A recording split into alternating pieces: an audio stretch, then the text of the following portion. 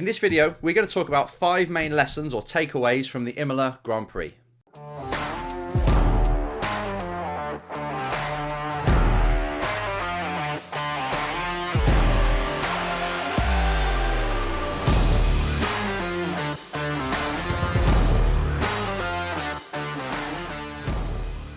Hello everyone. We're going to talk about the Imola Grand Prix that just happened, and it was an epic race. As you probably saw, you had a little bit of rain, a little bit of water onto the track in an F1 race, and it gets completely turned upside down.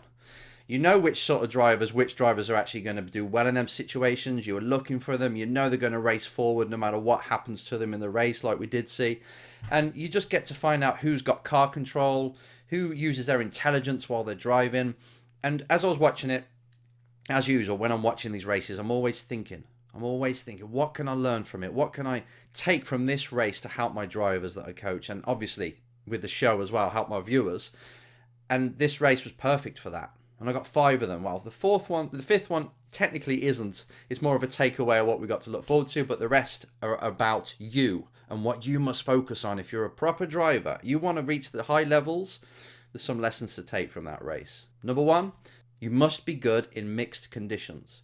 Now, being quick in the wet, it's not just something you're good or you're not. It's not just something to be not. It's nice if you're good at. It's actually a non-negotiable if you want to be a true champion, because that's the time where the driver makes a little bit more difference over the car. You can be in the slowest car on the grid in the dry, but in the wet, this is your turn.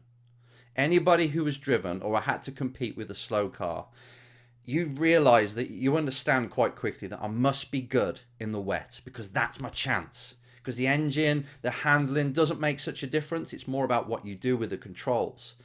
This is what you've got to do. You've got to be good in the wet no matter what. You make it an absolute must. You can train this in karting like Ayrton Senna did. He wasn't very good in the wet. So every single time he went out in the rain on purpose. Round and round and round and round until he mastered it. And it helped him in cars as well. Just the understanding. Now there is probably 3 or 4 top wet drivers in F1 at the minute. I think you know 2 of them at least. And they have shown every single time it rains, they come forward. They're at the top, they're at the front. There's a reason for that. Please take this on. Make it a priority. Car control, understanding what race lines at certain circuits. You know, the new type of circuits with the new surfaces, they haven't got wet lines like they used to. But when you go to some of these tracks that have, then you must know the wet lines. You must be confident. You must be looking for where it is drier or where the grip is constantly. Now, I had the privilege of sharing the team, the F3 team, with Max Verstappen when I was coaching his teammates. And that kid in the wet, he was virtually untouchable. Even back then when he was 16 years old, I just knew as soon as he signed the contract to F1, I was like, guys, you wait till it rains. He's going to kill all of you. And he did, didn't he? Saw Brazil that time, not too long ago. Sao Paulo, how he just destroyed everybody. The writing was on the wall back when he was 15, 14 years old. You knew that was going to happen because he learned. His dad coached him on that way. And I've got a driver as well whose dad did the same, made him go out in the rain all the time, and he is one of the best wet drivers I know as well. It's really important. Let's say you have like 1 in every 15 races that are wet. But if you're the best in the wet, then you're probably going to be up the front in the podium or winning 1 in every 15 races. It really is that important. And your championship can come down to it. And if you're known for being good in the wet, people spot you. They look for you. F1 teams and junior programs, they love drivers that are good in the wet because that's where the skill comes into it. So make sure you are. Make it a priority in your training program. Over winter, if it's wet, go. Practice because you'll need it. Number 2, the second lesson we saw was to pass quickly. In a race, you can easily get hypnotized by the car in front. You can second think any kind of move, so you're sort of hesitating behind the car. Well, the best thing, I had this as my rule when I was racing, was I'm never going to stay behind the car for more than 1 lap. Obviously in F1, you've got DRS, so it's not as hard. But still the principle holds that as soon as you approach a car, as soon as you catch a car and you're behind it, the quicker you pounce, the more likely you are to pull off a move. Otherwise, you can stay behind the car for a lap or 2 And the longer you stay behind the car, the more confident the person in front can get. Because they just start to figure out where you're looking. They start to get confident that all I have to do is look after the exit of turn 10 and turn 15 and I'll be okay. They start to learn. You can't give them time to learn. You've got to arrive on the scene, be in their mirrors and pounce as quick as you can. And this again is a skill to learn. You can practice it on the simulator, doing your racecraft before you go to a race weekend. Or sim drivers, you also practice this. It's so easy, especially with an aero car, to just think, oh, I've got understeer, so I can't really get close. It is possible. You've got to make it an objective for saying, right, I arrive towards a car, and as I'm catching, they're going to be looking in the mirror, so they're already flustered. This is my time. Even if I just show myself and get them to make a mistake, you've got to be super assertive and super aggressive and stand out in their mirrors, right? You make sure you arrive and you make a move. You're going to make mistakes doing it, but the better you get at this, the reputation then you get from it, oh my, it's amazing. Because then you're in people's mirrors and already you've beaten them because they know how much you send it in all the time and how impatient you can be behind people. Something to learn from. Again, Max Verstappen is another driver who, when he got to F1, and Hamilton, when they got to F1, if they were behind you, they would always try and make a move. Didn't always pay off, got a bit of a reputation of being reckless, but they tailored it back just a little bit, found the perfect sweet spot, and then they are the person you do not want in your mirror. The third takeaway is regaining focus after a mistake and never give up. You saw Hamilton in the gravel, right? It's game over. Sat there for how long with his nose against the barrier, just sat there waiting, had to reverse through the gravel trap, came out way behind, right? I think he was a lap behind by the time everything sorted itself out.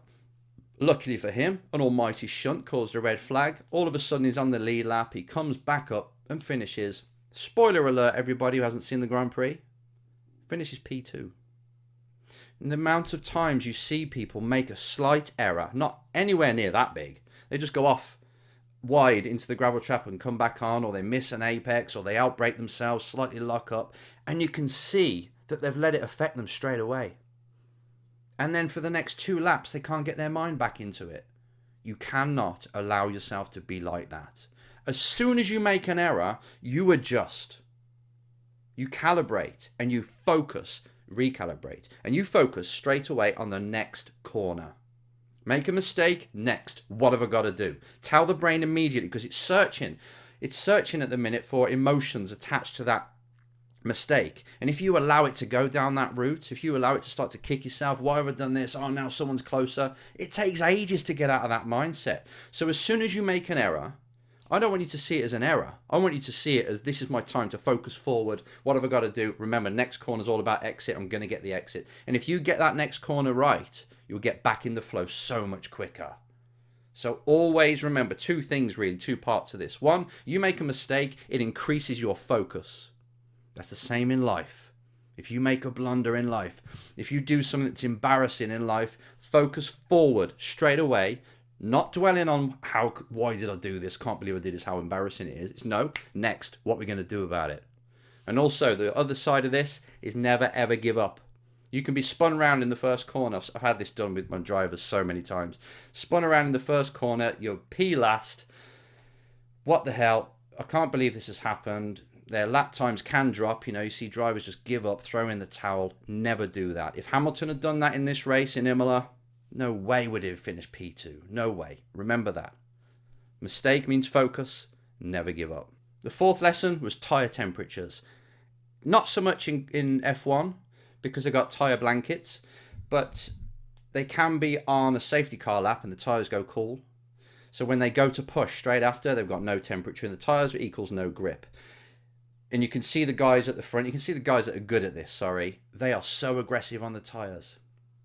The weaving, they're braking at the right time when they're weaving. They're using the brake balance to put more into the front at one time, more into the rear at another time, and constantly playing with it. Where they need the grip, I need a little bit more rear temperature. Okay, I'm going to start to use a bit of brake bias to the rear, start using that brake and accelerating and building up the temperature in the tyre from the core.